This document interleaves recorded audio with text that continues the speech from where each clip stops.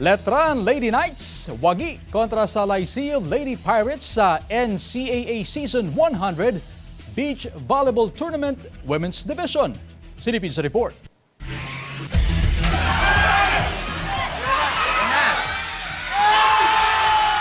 Kasabay ng hiyawan ng crowd, napaluhod na lang habang lumuluha ang Letran Lady Knights duo na sina Gia Makilang at Lara Silva. Yan ay matapos makuha ang kampyonato sa NCAA Season 100 Beach Volleyball Tournament Women's Division na ginanap sa Subic Bay Freeport Zone. Tinalo nila sa championship game ang Lyceum Lady Pirates 2-1. Historic ang panalong ito ng Letran dahil naka-3-peat sila o tatlong sunod-sunod na season silang kampyon. Itinanghal na most valuable player si Gia Makilang na siya ring MVP last season.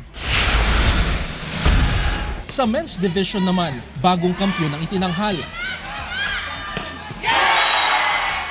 From rank 7 last season to champion this season 100, ang EAC Generals, na tinapos ang laban 2-0 versus Benilde Blazers. Parehong rookie pa ang kanilang manlalarong sina John Ruther Abor na itinanghal na MVP at Paul Justin Sai na siya namang Rookie of the Year sa men's division.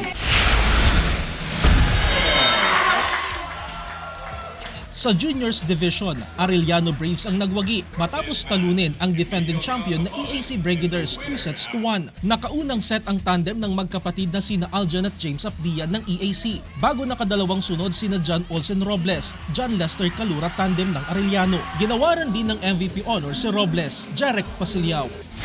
1 North Central Luzon.